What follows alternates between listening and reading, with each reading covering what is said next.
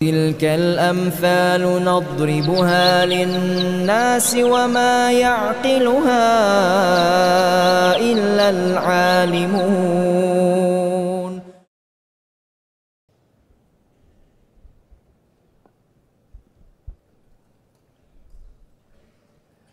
Bismillahirrahmanirrahim. Assalamualaikum warahmatullahi wabarakatuh.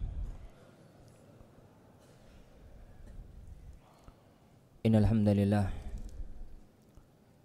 nahmaduhu wa nasta'inuhu wa nastaghfiruh wa na'udzu billahi min syururi anfusina wa min sayyiati a'malina. May yahdihillahu fala mudilla lahu wa may yudlil fala hadiya lahu. Asyhadu an la ilaha illallah wahdahu la syarika lah wa asyhadu anna Muhammadan abduhu wa rasuluh. Ya ayyuhalladzina amanu taqullaha haqqa tuqatih wa la tamutunna illa wa antum muslimun. Ya ayyuhan nasu taqu rabbakumul ladzi khalaqakum min nafsin wahidah wa khalaqa minha zawjaha wa batha minhuma rijalan katsiran wa nisaa'a wattaqullaha alladzi tasaaluna bihi wal arham innallaha kana 'alaikum raqiba. Ya ayyuhalladzina amanu taqullaha wa qulu qawlan sadida yuslih lakum a'malakum wa yaghfir lakum dhunubakum wa man yuti'illaha wa rasulahu faqad faza fawzan 'azima. Amma ba'd, fa inna asdaqal hadisi kitabullah wa khairal hadi hadi Muhammadin sallallahu alaihi wa ala alihi wa sallam wa syarral umuri muhdatsatuha fa inna kulla muhdatsatin bid'ah wa kulla bid'atin dhalalah wa kulla dhalalatin finnar. Ikhwani wa akhwati fid din, a'azzani Allahu wa iyyakum. Sebuah kenikmatan besar tatkala Allah Subhanahu wa taala memberikan taufik kepada kita untuk berada bertempat di tempat semacam ini, di sebuah tempat yang di situ adalah markas untuk mempelajari agamanya Allah, mempelajari ilmu-ilmu yang terpancar dari Al-Quran, dari As-Sunnah, dan dari warisan para ulama-ulama kita. Karena kalau kita bicara tentang ilmu, dan ilmu yang kita maksudkan adalah al-ilmu syar'i, maka yang tergambar adalah kemuliaan dan keagungan. Terlalu banyak nas-nas ilahi, terlalu banyak nas-nas nabawi dalam Al-Quran dan dalam sunnah Rasulullah sallallahu alaihi wasallam, juga dalam lembaran-lembaran sejarah yang menunjukkan keagungan, kemuliaan ilmu syar'i. Allah Subhanahu wa taala, kita ambil satu saja ayat firman Allah Subhanahu wa taala, yarfa'illahu alladhina amanu minkum walladhina utul ilma darajat. Allah Subhanahu wa taala mengangkat derajat orang-orang yang beriman dan orang-orang yang punya ilmu di antara kalian. Dan dalam Al-Quran itu ada satu isyarat unik tentang masalah kemuliaan ilmu, tentang satu makhluk yang namanya anjing. Asu, anjing ya, orang asu, anjing. Tentang satu makhluk yang namanya anjing. Anjing itu disebut dalam Al-Quran 2 kali. Maksudnya dalam 2 kisah, dalam 2 hal. Pertama ya akhwan, pertama dalam kisah Ashabul Kahf. Yang kedua Seri ya, seri. Hah? Yang kedua? Yang kedua tentang al-kalbul mu'allam. Mau takut? Oh iya. 3 kalau begitu. Ini 3. Taib. Yang ana inginkan adalah yang berkaitan dengan al-kalbul mu'allam. Anjing itu binatang yang secara umum sifatnya jelek. Buktinya kalau dia jelek, antum itu kalau diserupakan dengan anjing marah. Seandainya binatang itu bagus gitu, seneng gitu. Yang kedua, anjing itu najis. Yang ketiga, anjing itu haram. Tapi anjing itu berubah hukum, berubah kesimpulan syar'i tatkala anjing itu anjing mu'allam, anjing yang memiliki ilmu, sehingga boleh digunakan untuk berburu, boleh digunakan untuk menjaga tanaman, boleh digunakan untuk menjaga binatang ternak. Jika ilmu mampu merubah anjing dari statusnya yang sangat rendah menjadi sebuah status yang mulia, apalagi manusia. Apalagi manusia. Ilmu akan mampu merubah orang dari status manusia biasa menjadi status manusia yang luar biasa. Kalau kita bicara tentang sunnah Rasulullah sallallahu alaihi wasallam, maka tidak cukup 1-2 kali muhadharah, tidak cukup 1-2 lembar kitab ditulis untuk menyebutkan keutamaan ilmu syar'i dalam sabda-sabda Rasulullah sallallahu alaihi wasallam.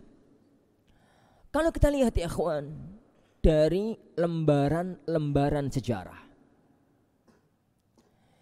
Islam ini sudah berjalan 14 abad.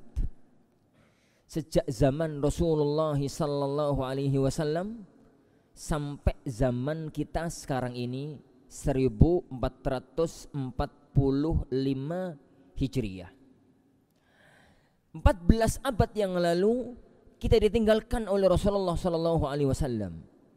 Manusia yang telah meninggalkan kita sudah terlalu banyak macam dan modelnya.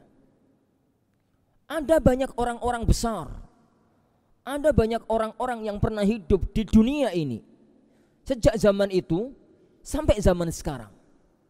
Tapi cermatilah ya akhwan, semua nama itu tertelan sejarah. Yang langgeng hanyalah orang-orang yang diberikan oleh Allah Subhanahu wa taala taufik mendapatkan ilmu agama yang mapan ini. Lihat ya akhwan, apakah di zaman dulu pernah ada para penguasa? Banyak. Kemana nama mereka? Hilang di telan zaman. Apakah di zaman dahulu pernah ada orang-orang kaya? Banyak. Kemana mereka? Hilang di telan zaman. Apakah di zaman dahulu pernah ada para orang-orang yang begini dan begitu? Banyak. Mereka semuanya tertelan sejarah. Tapi nama Syafi'i langgeng sampai sekarang. Nama Ahmad langgeng sampai sekarang. Nama Bukhari, Muslim, Abu Dawud langgeng sampai sekarang. Nama Ibnu Taimiyah, Nawawi, Ibnu Qudamah langgeng sampai sekarang. Nama-nama yang Allah langgengkan karena keutamaan ilmu yang mereka dapatkan. Ini kalau kita bicara kemuliaan dunia. Belum lagi kalau kita bicara kemuliaan akhirat. Tidak ada pahala sebesar pahala ilmu syar'i. Kenapa? Karena orang yang memiliki ilmu syar'i itu berarti dia itu tidak pernah mati sampai kiamat. Pahalanya, jasadnya wafat, umurnya habis, tapi pahalanya, yakni amalnya, kebajikannya langgeng ila an yarithallahul arla wa man 'alaiha, sampai Allah Subhanahu wa taala mewarisi dunia seisinya. Para ikhwah yang dimuliakan yakni oleh Allah Subhanahu wa taala, kemuliaan ini yang secara singkat ana sebutkan itu adalah jika ilmu tersebut al-ilm an-nafi. Jika ilmu tersebut al-ilmun nafi, ilmu yang manfaat atau ilmu yang barokah. Ilmu yang manfaat atau ilmu yang barokah. Oleh karena itu, tatkala Rasulullah sallallahu alaihi wasallam berdoa, bukan hanya sekedar berdoa minta ilmu, tapi yang beliau minta adalah yakni ilmu yang manfaat. Dan tatkala beliau berdoa berlindung diri, maka beliau berlindung diri dari ilmu yang tidak manfaat. Allahumma inni as'aluka ilman nafi'an. Dalam sisi yang lain beliau mengatakan Allahumma inni a'udzubika min ilmin la yanfa'. Kalau dari sisi yang pertama beliau mengatakan Allahumma ya Allah, aku mohon kepadamu ilmu yang manfaat. Dari sisi yang kedua, tatkala beliau berlindung diri, beliau mengatakan Allahumma inni a'udzubika min ilmin la yanfa'. Saya berlindung kepadamu ya Allah dari ilmu yang tidak manfaat. Apa itu al-ilmun nafi? Al-ilmun nafi adalah al-ilm alladzi yantafi'u bihi sahibuhu wa yanfa' bihi ghairahu. Ilmu yang pemiliknya sendiri mengambil manfaat dan ilmu itu bisa digunakan untuk memberikan manfaat kepada orang lain. Yani al-ilm, inti dari ilmu adalah ini. Yani inti dari ilmu adalah ini. Al-ilmun nafi, al-ilm alladzi yantafi'u bihi sahibuh wa yanfa' bihi ghairah. Ilmu yang mana pemiliknya itu bisa mengambil manfaat darinya. Tatkala dia tahu bahwasanya ini wajib, maka dia kerjakan karena dia tahu itu sebuah kewajiban. Tatkala dia tahu bahwa ini perbuatan haram, maka dia tinggalkan karena dia tahu itu adalah haram. Tatkala dia tahu bahwa itu dianjurkan, diperintahkan oleh Allah dan Rasulnya, maka dia berusaha untuk mengamalkannya karena dia tahu itu adalah perintah Allah dan perintah Rasulnya. Tatkala dia tahu bahwa itu adalah perkara yang dibenci oleh Allah, dibenci oleh Rasulnya, maka dia tinggalkan dan berusaha dia tinggalkan karena itu larangan Allah, larangan Rasulnya. Yang dengan itu dia akan mengambil manfaat dengan ilmunya. Yang kedua, yanfa' bihi ghairah. Dia itu memberi manfaat kepada orang lain. Ingat ya ikhwan, anak pertegas dan berulang-ulang anak pertegas.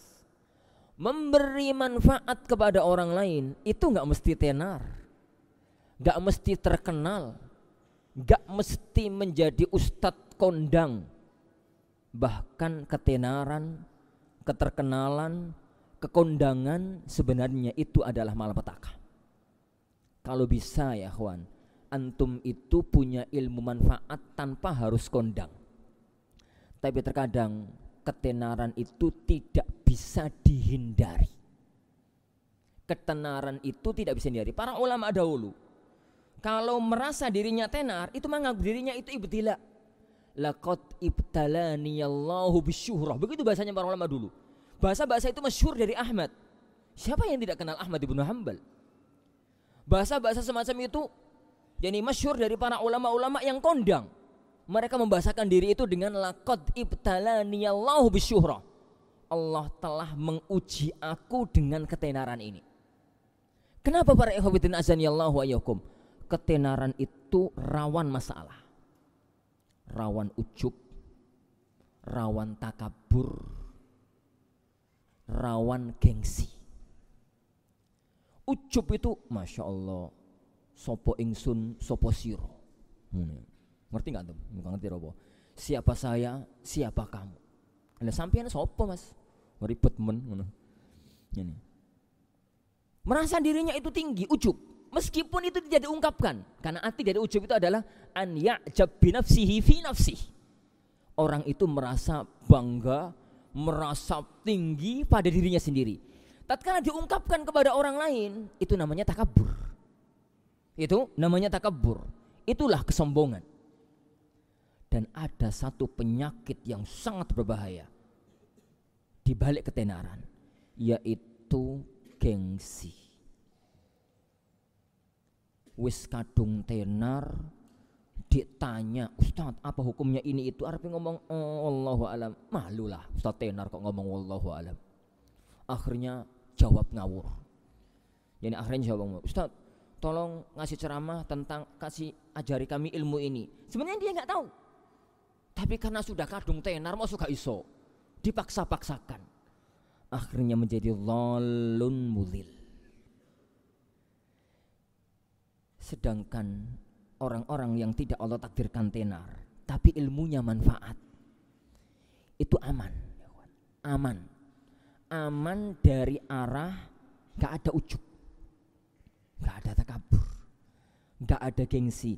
Mengenai pahala sama ya akhwat.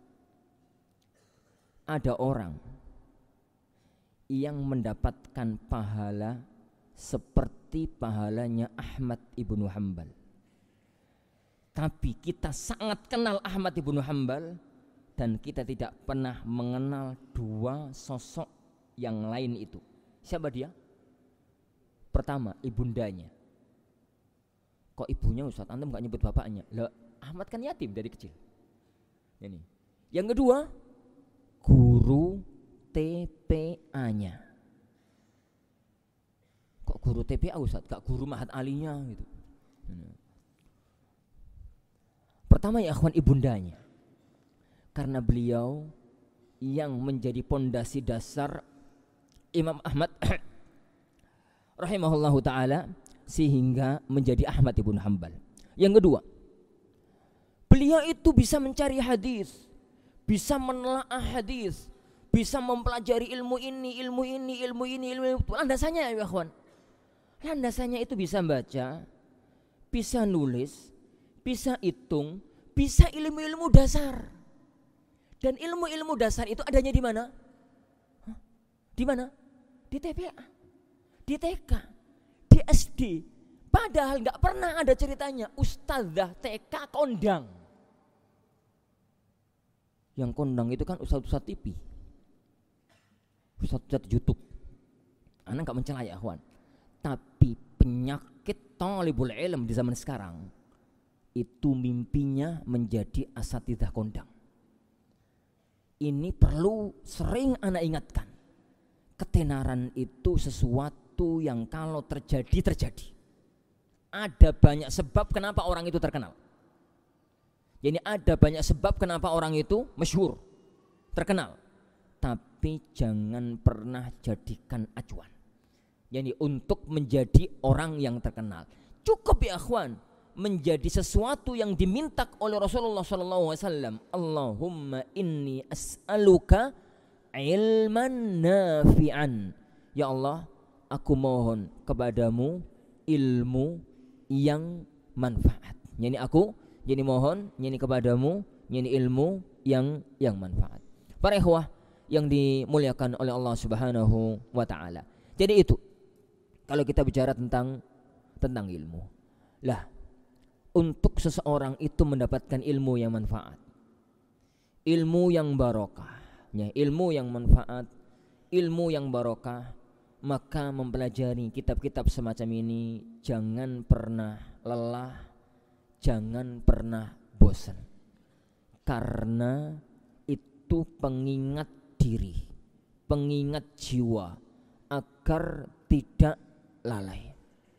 Meskipun materinya berulang-ulang itu saja, tapi itu yang akan mengingatkan kita dari tergelincir di jalan ilmiah ini.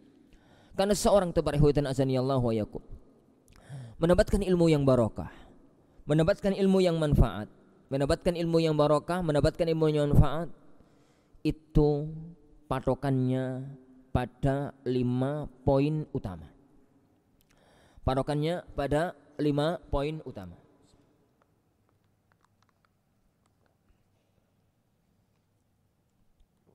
Yang pertama, keikhlasan diri. Al-ikhlasu lillah fit talab. Ikhlas tatkala menuntut ilmu. Al-ikhlas ya ikhwan, al-ikhlas wal ikhlas wal ikhlas. Ikhlas saat menuntut ilmu, ikhlas saat menyampaikan ilmu. Ikhlas ini yang akan Allah nilai. Nilai hati ini yang akan Allah nilai. Innallaha la yanzuru ila suwarikum wala ila ajsamikum walakin yanzur ila qulubikum wa a'malikum. Allah enggak lihat pada fisik kalian. Allah enggak lihat pada bentuk rupa kalian. Yang Allah lihat itu adalah hati dan amal perbuatan kalian. Pada hati dan amal perbuatan kalian. Keikhlasan ini ya akhwan, yang merupakan rahasia Allah menjadikan ilmu seseorang itu manfaat. Menjadikan ilmu seseorang itu manfaat. Dan itu sudah sering Anda sampaikan. Contoh kecil ya akhwan. Contoh kecil. Tatkala kita bicara tentang belajar hadis. Semua orang kalau belajar hadis level dasar mesti yang dipilih adalah arba'in nawawinya, hadisul arba'innya Imam Nawawi rahimahullahu taala. Padahal hadis atau kitab yang mengumpulkan 40 hadis dalam satu kitab itu seambrek. Ada yang ditulis sebelum Nawawi, ada banyak yang ditulis setelah Imam Nawawi. Imam Nawawi rahimahullah hidup di tahun 600-an. Kita sekarang hidup di tahun 1400. Sampai zaman ini tidak ada seorang pun yang bisa menghindar bahwa kalau belajar hadis pertama kali itu adalah arba'in Nawawi. Kenapa bukan arba'in yang lain? Kenapa bukan arba'in ini, arba'in itu, arba'in ini, arba'in itu? Kita nggak pernah tahu ya akhwan. Kita nggak pernah tahu kenapa. Yang bisa kita ambil, yang bisa kita tangkap adalah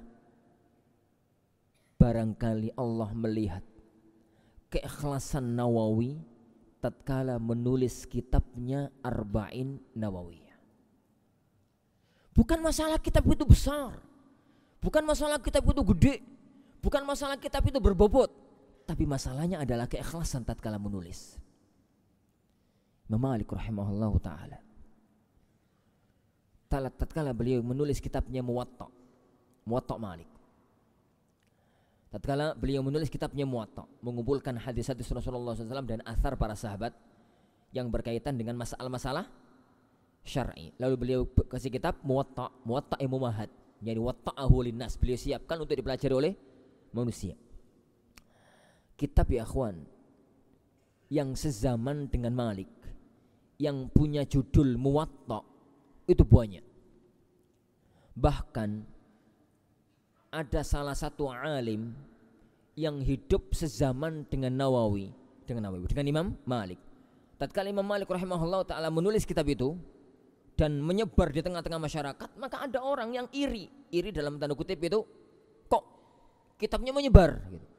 Lalu beliau nulis kitab yang sama, ditambahi lebih banyak hadisnya, disusun dengan susunan yang lebih bagus susunannya, lebih tebal kitabnya.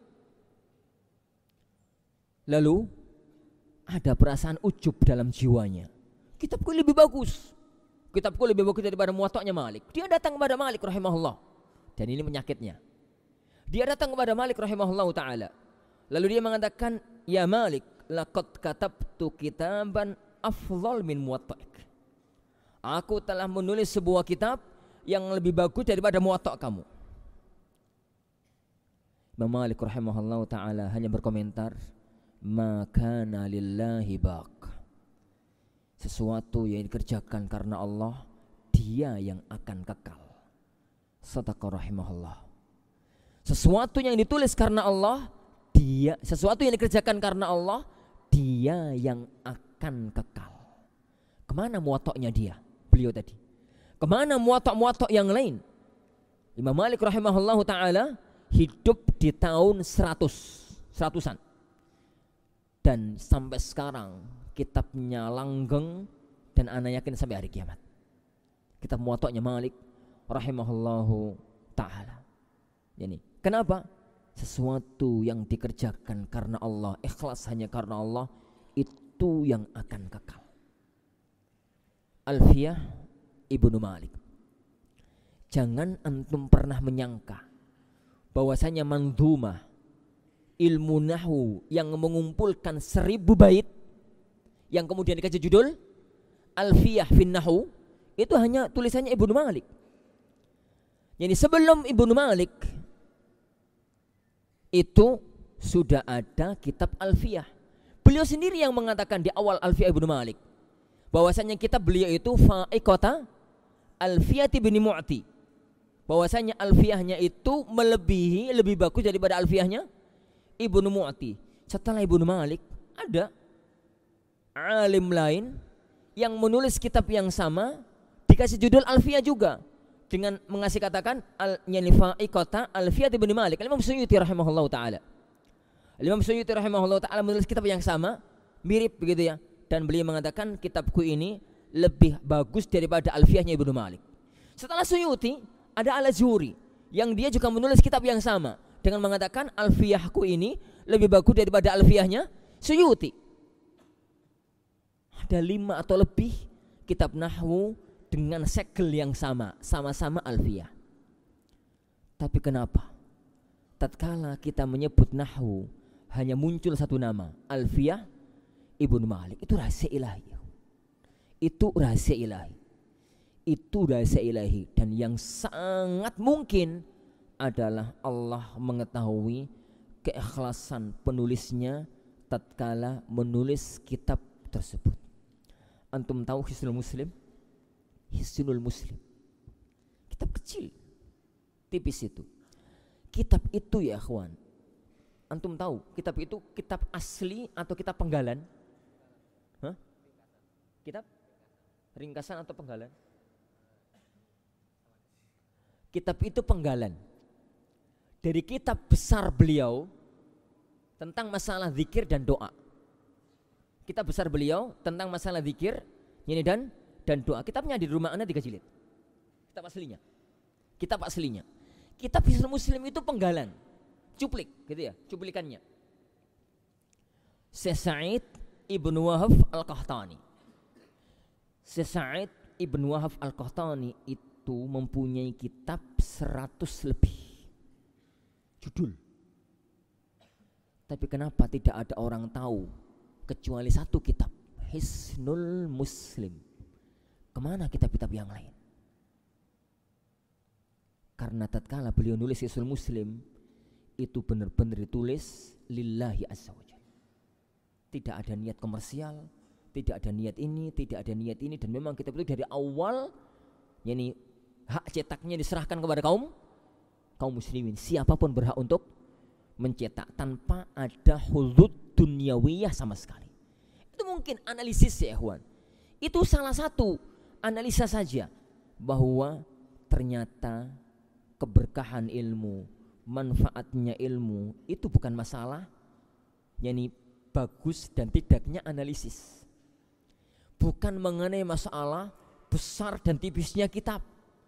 Bukan mengenai masalah kondang dan tidaknya penulis. Bukan mengenai masalah ini dan itu. Yang jadi masalah adalah taufik dari Allah kepada penulis tatkala nulis. Salah satunya adalah keikhlasannya. Banyak loh ya kawan, kitab-kitab kondang penulisnya, penulisnya gak kondang, termasuk kitab ini. Kitab Ta'limul Muta'allim itu sampai sekarang gak terlalu jelas penulisnya siapa, biografinya bagaimana. Penulisnya bisa diketahui ya, Ikhwan, Burhanuddin Az-Zarnuji. Lahirnya kapan, sejarahnya bagaimana, wafatnya bagaimana, sejarah dia menuntut ilmu bagaimana, gak terlalu jelas. Ini gak terlalu jelas, dan kitab-kitab yang semacam itu banyak. Taib, itu yang pertama. Makanya ikhwan, pertama ya ikhwan, sering ana ingatkan ini, al-ikhlasu lillah, al-ikhlasu lillah fit talab. Yani ikhlaskan niat karena Allah, bahwa kita itu untuk belajar ilmu syar'i. Dan orang itu ya ikhwan dianggap ikhlas di dalam mempelajari ilmu syar'i jika niatnya hanya 4, tidak lebih dari itu. Kalau yang lain ada muncul tanpa diniatkan, ahlan wa sahlan, hadza ajilu busyral mu'min, tapi jangan masukkan dalam niat. Yang pertama, raf'ul jahli an nafsih. Yang pertama, raf'ul jahli an nafsih, menghilangkan kebodohan dirinya. Kenapa jenengan belajar? Kenapa sampean belajar? Kenapa Anda belajar? Li arfa'al jahla an nafsi, ben kebodohanku hilang. Agar kebodohanku hilang. Saya yang sebelumnya enggak tahu sekarang menjadi tahu. Saya yang kemarin enggak tahu sekarang menjadi tahu. Itu raf'ul jahl an nafsi. Yang kedua, al-amalu bihi. Setelah tahu, diamalkan. Setelah tahu, untuk dia bisa mengamalkannya, mengamalkan ilmu yang dia ketahui. Yang ketiga, raf'ul jahl an ghairi. Dia gunakan untuk memberikan wawasan ilmiah kepada orang lain, agar setelah dia tahu, orang lain juga tahu. Istrinya, anaknya, tetangganya, sanak kerabatnya, gitu. Murid-muridnya, orang-orang di sekitarnya. Yang keempat, li ihya'il ilm, untuk menghidupkan ilmu, agar silsilah ilmu ini tidak terputus sampai hari kiamat nanti. Kalau kita menuntut ilmu, mencari ilmu sampai di titik itu, fabiha wa ni'mat, itu adalah keikhlasan dalam kita menuntut ilmu. Tapi kalau kemudian ada tambahan ya ikhwan, tergantung tambahan itu diniatkan atau tambahan itu tidak diniatkan. Tidak diniatkan, Masya Allah, niatnya ikhlas karena Allah, belajar ilmu agama, kemudian dia nanti menjadi seorang yang alim. Setelah jadi orang yang alim, maka kemudian dia dihormati sama masyarakatnya, yani ditawari banyak anak-anak tetangganya, anak-anak murid-muridnya, yani kemudian disediakan rumah, disediakan mobil, kendaraan roda 1, roda 2, roda 4, roda 10 gitu. Yani disediakan ini, kemudian dia secara dunia mapan, tapi gak ada niat dari awal. Itu datang, maka itu adalah kebaikan di atas kebaikan. Itu namanya ajilu busyral mu'min, kegembiraan seorang mukmin yang Allah segerakan di dunia. Kegembiraan kita, pahala kita, yani ganjaran kita itu di surga. Tapi sebagiannya Allah segerakan di alam dunia. Tapi kalau kemudian itu tidak Allah berikan di alam dunia, maka nggak ada masalah, toh nggak dari awal nggak diniatkan. Tapi kalau kemudian itu diniatkan oleh ikhwah, maka hati-hati. Seiring dengan munculnya niat itu, maka seiring dengan besarnya niatan itu berkurang nilai keikhlasan, berkurang nilai keikhlasan. Maka tata dan tata niat. Tata niat, dan tata niat. Anda tidak mengatakan, ya Ustaz, Anda gak bisa ikhlas, Ustaz, tak pulang aja. Jangan ya Tuhan. Antum sudah berada di jalan yang benar, tinggal nata yang salah. Antum sudah berada di jalan yang tepat, tinggal nata yang salah. Yang salah itu yang ditata. Kalau ada luka di sini ya kawan, jangan dipotong sini. Itu gini. Ininya tangan saya bener Ustaz, tapi ininya gatal, potong aja sininya ben gatalnya hilang. Itu rotok gini ya. Kalau memang ininya sudah benar tangannya, ininya gatal-gatalnya yang diobati. Antum itu, kita itu sudah berada di jalan yang benar. Tatkala ada salah di titik niat, perbaiki niat. Ini titik salah. Dan tidak ada orang itu yang sempurna di titik niat. Maka selalu berusaha untuk benahi niat. Jangankan orang-orang sekelas kita ya kawan. Orang-orang sekelas Tsauri rahimahullah, Sufyan Tsauri mengatakan, ma'alajtu nafsi mu'alajati alal ikhlas. Aku tidak pernah berjuang pada diriku melebihi perjuanganku untuk agar ikhlas dalam beramal.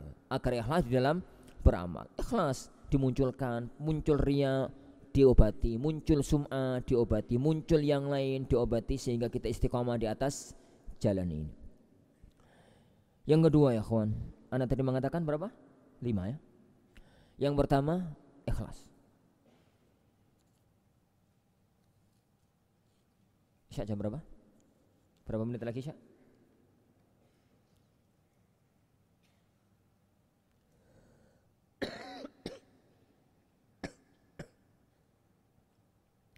Tapi ya kawan, cukup insyaallah.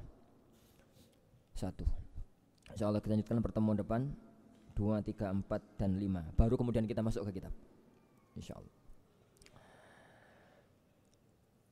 Fadilatul Syekhana barakallahu fik wa fikum barakallah. Mata yanbahi li talibil ilm an yujaddida niyatahu fi talabil ilm. Syukran jazakumullah khairan katsiran. Kapan seorang santri itu selalu memperbaharui niatnya fi kulli ahwalihi, fi kulli talabihi wa fi kulli syu'uni, setiap kondisi. Dulu ya kawan, sebagian para ulama itu ada orang yang awal belajar itu ikhlas, tengah-tengah belajar ada penyakit, riyaknya muncul, yani diperbaiki, di akhir belajar muncul lagi. Jadi setiap kali keikhlasan itu yani berkurang, maka kita benahi niat.